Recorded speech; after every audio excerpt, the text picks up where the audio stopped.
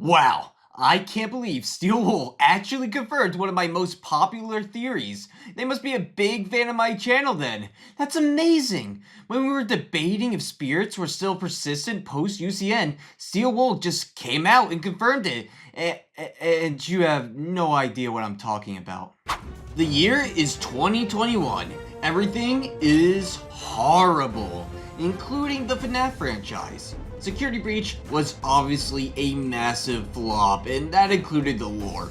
A picture can paint 1,000 words, but 1,000 clues can be the same as a big pile of Then Ruin came along and seemingly corrected the direction back to the Mimic storyline. However, the debate of spirits still lingered in the air. Like, what about Charlie?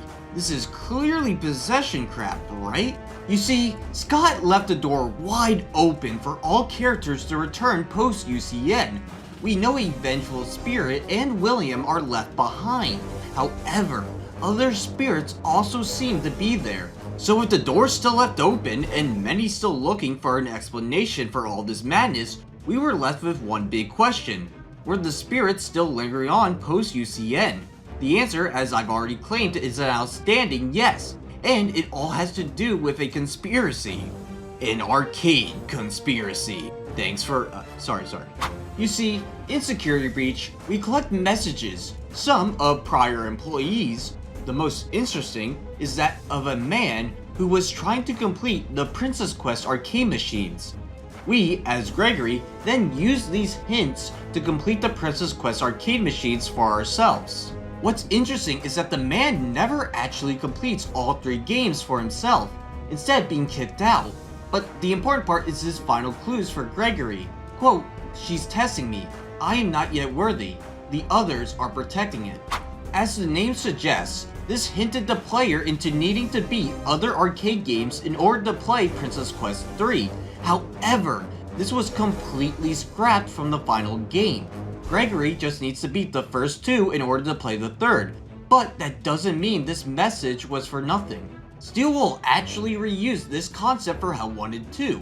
Not just that, I believe that it's the same person trying to finish that same mission, that Steel Wool repurposed that message into the goal of Hell Wanted 2. In the secondary ending of Hell Wanted 2, you gain access to the 4th Princess Quest arcade cabinet and are able to play. But how? How's this nobody able to play the game when Gregory and the conspiracy man had to beat the previous versions? Unless of course, he did beat them. If the person we play as in Hell Wanted 2 is actually the conspiracy employee from Security Breach, then all of a sudden it makes sense why he'd be able to play the 4th version. Except something is still missing. According to his own knowledge, he still needs to glitch the other games, which is exactly what he does in Hell Wanted 2. We gain access to the 4th Princess Quest really early on.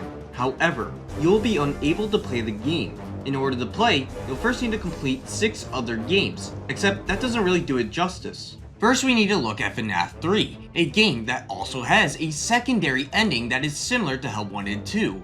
In that game, we needed to create the happiest day for the good ending, in which all the spirits become free. The spirits are actually trapped within different arcade games, and if you beat the games normally, nothing of consequence will be achieved. Instead, we must find glitches inside all these games in order to find an alternative ending, to find the spirits trapped inside. Only when all the spirits are collected will the final game, Happiest Day, be completed. Sound familiar? It's the exact same thing that happens in Hell Wanted 2. To get the alternative good ending of Hell Wanted 2, we must go back to games we've already completed and find the alternative goal within it. Once we do, we collect 6 dolls of the main animatronics. Only once we collect all these characters will the final Princess Quest be playable. The dolls even look similar to how the spirits appear in Happiest Day. This is already insane, but we still have some more work to be done. We still need to connect this back to the arcade conspiracy. As the man suggested, we do have to beat other games. In this case, the games in Hell Wanted 2. And we are glitching these games. It is the glitch trap that hands us these different characters. But it's the last thing that puts everything together. In that final message, we are told that other entities were preventing the man from playing the 3rd Princess Quest. The same thing still seems to be happening in Hell Wanted 2, only now we're able to pass that requirement. The things that were preventing us from playing this final arcade game were these dolls. Somehow, these are more than just collectibles. There are individual forces behind each one. It's only after we collect them, or the memory of these forces, do we gain their trust and can help the princess. And with similarities to FNAF 3, these forces seem to be the spirits, the same ones that were also trapped within glitches of arcade games. It's why how 1 and 2 ends with us strolling past their gravestones. We are once again putting the spirits to rest. This is, after all, a combination of how FNAF 3 and Pizzeria Simulator showed the spirits being put to rest. At this point, I think it's undeniable that spirits are clearly still lingering around. That is, depending on the ending we get. If we collect them all and kill Glitchtrap, similar to the requirements for the good ending of FNAF 3, then yes, they are freed.